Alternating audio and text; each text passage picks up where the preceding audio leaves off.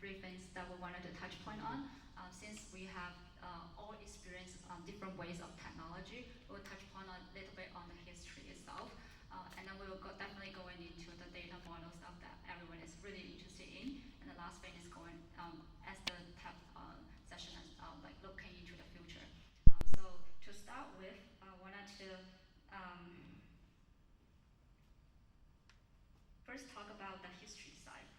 As different types of waves of the technology that we've been seeing, there are a few questions that we were always trying to ask ourselves. First is how it changed the lives of the course, and then for different ways of the technology, how it shaped and for different ways of the technology, what we've been carrying forward for this time for AI, and then what will be some good practices that we are trying to apply. And the first question going into Shahryar. So I know you work with a lot of C-suite leaders. What are some of the consistent questions they ask across different ways of the technology? And then what are some new or different concerns they're raising now when it comes to AI? So I think we definitely have to understand that any technology evolution, any product or any technology goes through its own maturity stages. So we're in early primitive stages of AI as although AI has been around since 1950s, but when it comes to generative AI that now we are using it so easily every day, it's been a few years and it's very early stages, but it's going at a very fast pace. So in my mind, I think we'll see that we'll learn more, we'll understand how to do all the things that we've discussed better. But in the minds of the C-level executives that I've interacted with, first of all, the use of AI, even generative AI, when it comes to like actual hands-on, from all the stats that I've read, there's a small percentage of C-level executives that are actually using it. Majority of the people that are using it are the employees or second tier, third tier in the company, and that's natural. We're older and we're we're not as open in terms of using new tools, or maybe we don't trust them, or all the cultural aspects of it. But I think that's one thing I've observed. But the way they look at it is more strategic, obviously. So they're going to say, okay, you are asking me to fund your program or your project for $5 million. How does this tie to my business strategy objectives? So you got to be able to tell the story that whatever you're doing, how does it connect to the big picture from a strategic perspective? So connecting the dots to the strategy is number one in my mind. Number two is, what risks am I inheriting from this type of technology adoption? Because their mind is, obviously, they don't want to go to jail, being fined by some regulatory misconduct, or so there's a lot of conservative approach for them to make sure that whatever you're bringing to the equation is definitely safe and secure and all that good stuff. Gotcha. Thank you for that. And then the next question is for Echo. As a co-founder now with a range of experience behind you, how have different waves of the technology influenced decision you have made along your journey?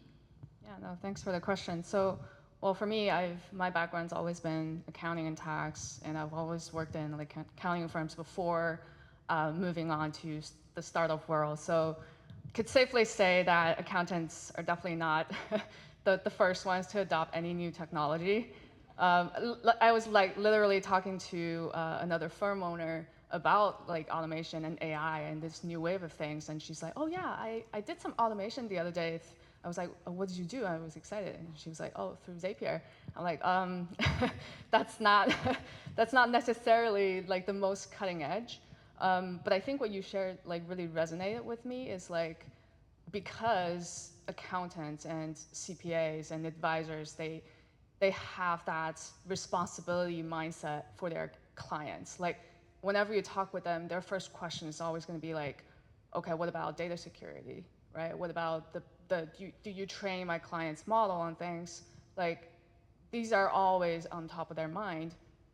So like, I think that is also like what the builders in the space also needs to keep top of mind as well, like how to build the trust, how to make sure that, like in this new wave of technology, you want to enable them, you want to unlock their capacity while making sure their top number one priority, which is, data privacy and security related issues is solved, because otherwise there's your solution, no matter how wonderful it is on the technical side of things, it is not going to be adopted.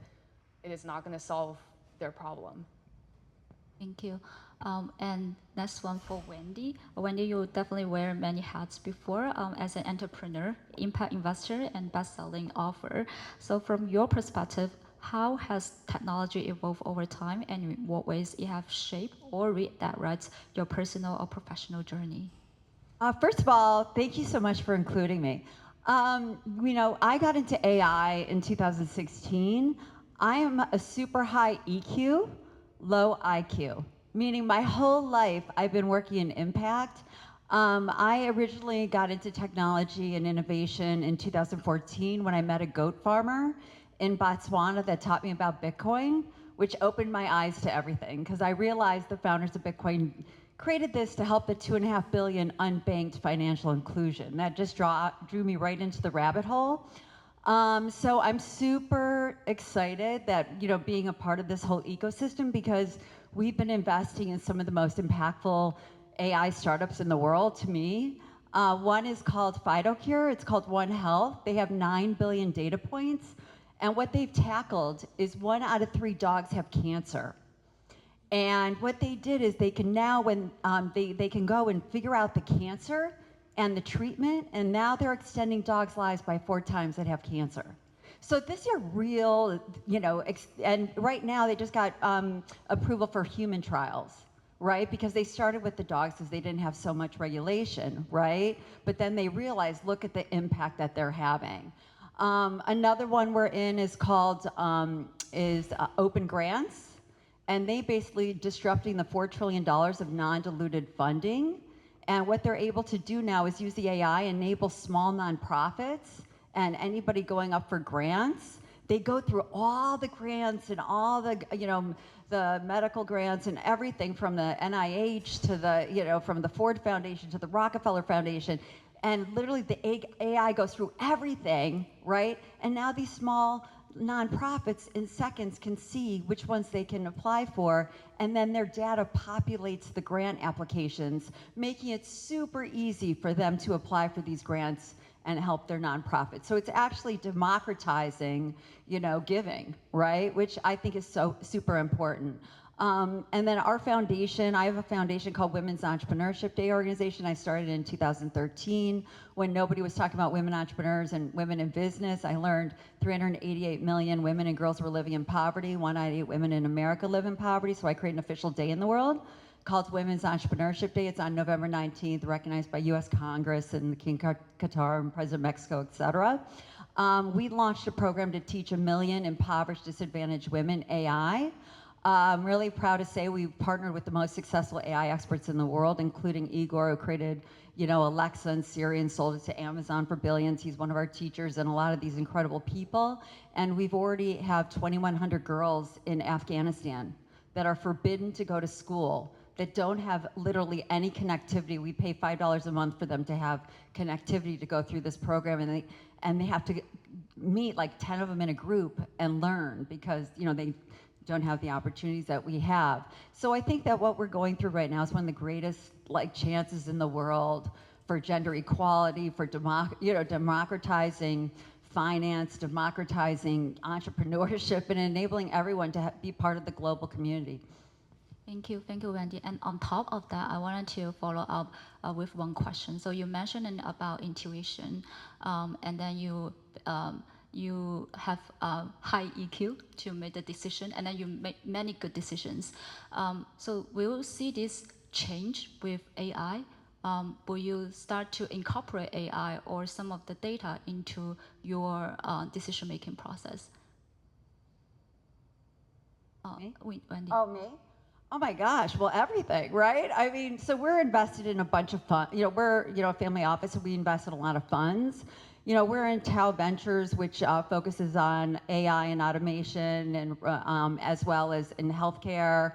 We're invested in Angels, which is another one that's invested in some of the most incredible AI startups. So I think, when we look at investing in like what we're going to do, right? Like everything I do is based on AI, you know what I mean? Like I was like, oh wait, about everyone here, researching everyone, it happened in 2 seconds, right? And I was able to see what all the impressive people that are part of this summit that you're holding. And I think that, people, what is so great about this, people, like there was all like a rage about coding, right? But certain people cannot they don't have that part of their mindset to be able to understand coding, which why I think that this is an opportunity that everyone deserves a chance to learn about AI and to be able to embrace AI, because otherwise you're gonna literally be left behind, right? And as you were just saying, if, these corporate executives, I mean, everything's being disrupted, everything, right? And so if people do not embrace this, they're gonna be left behind. Gotcha. And this is not just only everyday AI that we're talking about, it's everyone AI that they wanted to take actions and then to learn about AI. Cool. And then going forward to Echo, as someone who's actually building up AI solutions at the intersections of accounting and technology, how do you approach data quality and model transparency in work? And what are some new expectations that you're seeing from customers and how you build out the product for them? Yeah, definitely. That's obviously like super top of mind when you're building anything that's dealing with clients' financial data. Like I think what you shared also like making it also kind of resonated. Like for example, like there's a lot of talk about AI in coding. I think what was really inspiring was. So I think Andre Karpathy gave a talk at the AI Startup School a while back, talking about software like 1.0, 2.0, 3.0, and with every wave of technology, it just enables, it doesn't eliminate jobs, it just like enables more people to have the ability to do things. And obviously he's using coding as an example because now people can code with natural language without having to learn CS. But I think that is like one of the great points is like, well, potentially like that could be really applied into anything, right? Like before, for example, in our industry, maybe it takes you like 10 years or more in order to do a financials end to end or do taxes end to end. But now maybe it's faster. Maybe you would just be able to just be enabled by either agents we put out internally at the firm or via other methods. Like you were just going to be able to be more accessible to the knowledge. Obviously, I think with the going back to your question about the data quality as well as the transparency of the model, I think data quality is definitely very interesting because like I'll use one example. For example, like how do we one financial transaction? How do we make sure like what category it is, right? Is it a meals expense? Is it something else? Like labeling the data is very different in our world, I feel like, versus maybe labeling an image. It's either a dog or not a dog. In our world, there's a lot of domain expertise because the owner might have an opinion, the staff accountant might think one thing, the partner might think it's something else, and all these people, they have like different levels of context as well. So like when you're dealing with the data and the quality of data that you're actually gonna like either like train your model on or like thinking about how you want to build a scalable system on top of these data, I think these are like how do you treat all these opinions differently? How do you give them weights? Or like how do you make sure whoever is labeling these data have enough context to give you quality? I think that's almost like one of the hardest things, like one of the things that you really need to nail in order to be a useful solution. And on the model transparency side, I think that's also key to win trust. I think one of the biggest problem that we in practice see is like, oh, this black box problem with AI is like, oh, you're giving me some solution, but like, how do you get into that decision? Like, I think we're seeing some improvements there with reasoning. But I think ultimately like getting very granular to, you know, like getting step by steps and getting just more clarity as to, you know, how the AI is like treating this data is obviously going to be one of the keys to building trust with the clients. Yeah. Thank you. And for Shahryar, how about you? How do you think about what are some high impact and rising opportunities for AI?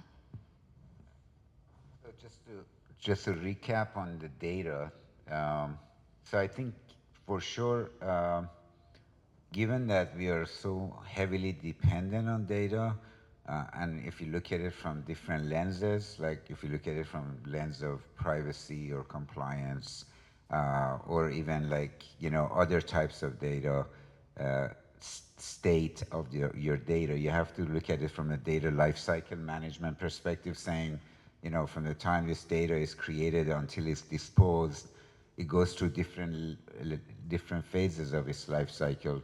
There are times your data, same data, is totally restricted, but the next day is totally public. For instance, pre-M&A, post-M&A, right? So the thing that I'm trying to say is data is very fluid, and every state, from confidentiality, integrity, availability, all that, is changing constantly. So one of the things that I'm concerned is how we are able to make sure that all this data that is fed into the AI system models is able to produce the expected outcome. But with that said, which is a big question to answer, going back to your question about, I think there's a lot of like operational efficiency built into the banking environments, like I've mentioned before, fraud management, things like that has already started adopting a lot of it. Also a lot of like heavy lifting, like, you know, one of the areas that in banking, they've been regulated to deal with the extended enterprise, we call it supply chain risk or third-party risk. Well, that's heavy lifting because so many people have to be doing so many things, including due diligence, access to different sources of information. So a lot of that is becoming AI-driven. The vendors that are actually key in the ecosystem are adopting AI into their tool set. So I think we'll see a lot of that happening over time. Excellent. And on top of that, the adoption that we've been talking about is actually a process of change. How do you see people absorbing the change? What are some good stories there, and what are some struggles there? Yeah, I mean, the adoption, as I said before, I think it's slower in financial services because of its nature of a beast from a regulatory oversight perspective. But given that the environment that we live is very distributed and we depend on so many different vendors or extended enterprise, those vendors automatically that are part of the ecosystem, they're going to be using the AI in a variety of ways, so that automatically becomes part of the banking ecosystem. So I think that, you know, not directly but indirectly. But when it comes to, you know, changing a product's way of development from A to Z and how much AI would play a role in that process, I think that as long as the checks and balances are defined, as we discussed about guardrails, then I think we'll see some significant improvements there. And that's good, because one of the problems with banking products have always been, you know, they're not that user-friendly, they're slow in terms of, but hopefully we'll see a shift in that situation. Thank you for that. How about you, Anko? What do you see during the change process? What went well, what didn't? How do you tackle those change issues? I think,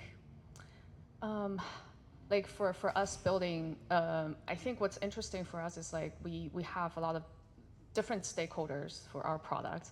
Like we're not, so for example, because our product will be used by both accounting firm owners, accounting firm like staff accountants, it will also be directly interfacing with the end user.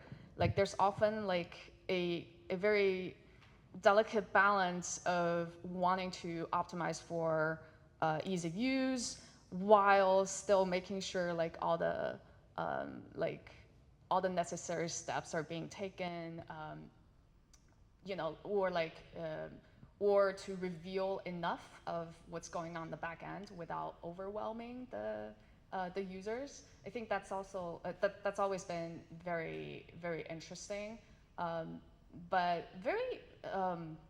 From the accountant community, I think what we've noticed is actually in this wave of AI, they're adopting faster than before. They're very open-minded compared to probably even like 5 years ago. Like I've been attending a couple of accounting conferences, and all you see is AI. It's AI everywhere. Like accountants are very aware of how AI can help them, and it's all very positive energy, which is great. Like I think the reception so far has been great. I think the founders that we're seeing, at least going to the accounting conferences, they are very thoughtful. They really understand the challenges and the fact that it might actually take longer to build in this space. Because you know, sometimes we might see, you know, certain solutions that maybe they rush to an outcome for the owners, but they're really leaving the accountants behind. But I feel like if you're building in this space, accountants, CPAs, and of course any like regulatory, you know, institutions, they're critical stakeholder in this space, and I feel like that's a change that I've seen happening in you know, either builders and accountants in this space, which I think is definitely on the right track and for the positives for the future. And how about you, Wendy? What do you see from the founders? What are some changes going on? And then some of the changes, would that influence your decision, and how it influenced your decision? You know, so I think what we've seen is, you know, in the last year, I mean, probably getting 30 different AI companies a week pitching us on, you know, their different technologies. I think really what, you know, personally, like what we do, it's about what we know and what we're passionate about is how we're going to decide whether we're going to invest or not. And when you think about the changes, you know, just kind of, you know, I've seen so many in the accounting space. You know, I have a friend doing due diligence. Velvet AI is doing due diligence, and they just, you know, raised 20 million. So I see so much investment going into this space. I see within the next 3 years, every single industry will be, you know, somehow incorporating AI in what they're doing. And what are the additional qualities that you're seeking from the founders, given the fast-paced changes going on? You mean the actual founders? Yes. Like the people that we invest in? Yes, like wow. additional qualities. You know, we're funny. Like we need to know everything about them. We've never invested if we didn't know, you know that we've had some bad ones, and so we've just realized, like, you know, we need to know everything about them, who they're married to, who they're sleeping with, everything I want to know, because at the end of the day, you know. Because, you know, at the end of the day, it's like, you know, it's hard to find high integrity people, right? It's like high integrity, we've lost that word, right? And so we, you know, we don't do a lot of, you know, it's very, you know, rare we'll go direct. You know, we're at about 60 funds as it is right now, and I think we very much, you know, when we go direct, we get very involved. You know, there's a lot, you know, that I think, you know, definitely startups, and when you're really young, you think you know everything, right? So we've been also looking mostly at seasoned entrepreneurs that have been in the space. I mean, we're, you know, one of the companies we invested in, she's 73 years old, and she was a patent attorney at Morrison Foerster, and she married her client who took 3 health companies public, including Married Genetics, and she created the visible light to prevent any infection in catheters and dialysis. She solved the 3rd largest death rate, right? And, you know, and incorporating AI and the whole thing. And, you know, and I look at it, when I saw her pitch, she had more energy than me, and I have a lot of energy. And so, like, you know, I think you really, but I know where she lives. She lives in Utah. You know, I know everything about her. She's very passionate about this, and she's going to do whatever it takes to make it happen, right? And I think if you're you know, if entrepreneurs are doing this because they want to make money and they want to be, you know, da da da da. I have no interest. Like, at the end of the day, it's about how are we going to make this world a better place? If you end your life, you're like, what did I do for this world? Or, how much money do I have in the bank? I'd rather be like, what did I do for this world? It's going to be value driven. Absolutely. So, gonna to wrap up with our last questions, looking into the future. So, Shahryar, maybe start with you. What keep you in at night, awake at night, and then what you see as great opportunities in the future? Oh, a lot of things keep me up at night, but let's see.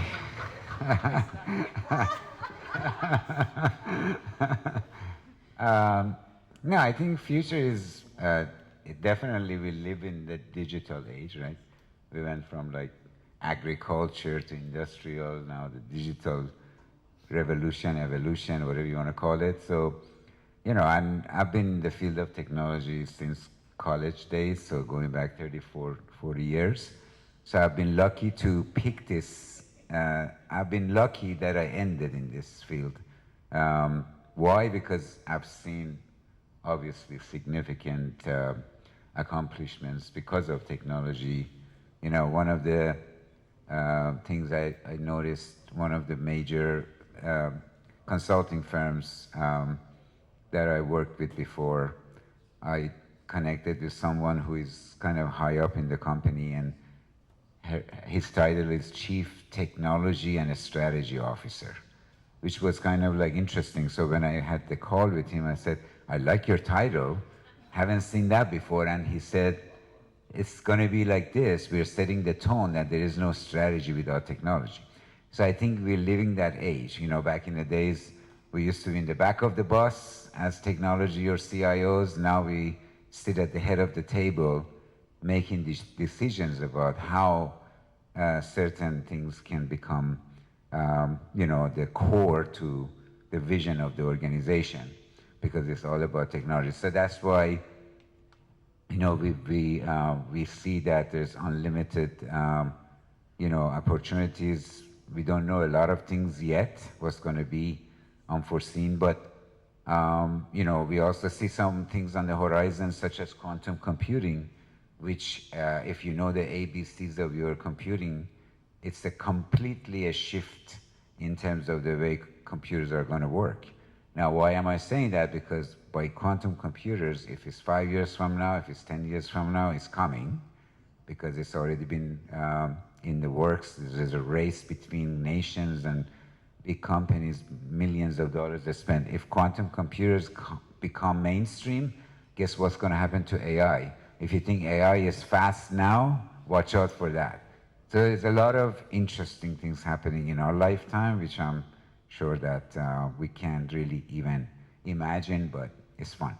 Yeah, mentioned about quantum computing. There's a great episode on Black Mirror. You wanted to check out on Netflix. Echo, go ahead. All right. What I'm excited about, I resonated with what you shared about, like taking more of a front seat of things. I think definitely excited about just like the traditionally non-technical person playing a bigger role in this wave of AI. Like we're seeing this happening with so many companies that's taking off, like Harvey. They're building AI for law, but they have more lawyers than engineers at their company. We're also seeing like Rillet, who's like really interrupting the ERP system. They're building a NetSuite competitor, and all their product managers are CPAs. They have like almost like 20 CPAs now, I think. It's just amazing change, because like even when we were building Kick too, like I joined a team as founding domain expert, which is product manager. Like I work directly with engineers, designers, which who would have imagined? I wouldn't have imagined being able to do that. Like when I entered into this industry, like when I picked accounting as my major in college, right? So this is definitely amazing age and just very exciting, and I can see more. I think it's up to everybody, which is why I think like the summit like this. Thanks for all the hard work pulling this together, because I feel like what I'm excited about is like more people enabling, educating like the more non-technical people to give them the right tools to free their mind and say, like there are people actually doing this already. You don't have to be technical to make an impact and like drive and take a driver's seat, and just don't take a back seat. Take a driver's seat, because you can do this. You have the knowledge, and we can help you, give you the tools for you to really be the next generation and be on the forefront. And that's what I'm like most excited about for the future of startups in the space. Very cool. Very cool. How about you, Wendy? Let's see. What keeps me up at night? I think actually, first of all, I sleep really well. And I think because I know my data, right? And there's so many tools now that, whether it's the Oura Ring, or it's like I don't know if you know about Pulsetto and your vagus nerve, or, the red light. I think that, we are in a place where, at one point, we weren't able to understand all this all this data and understand how this data works.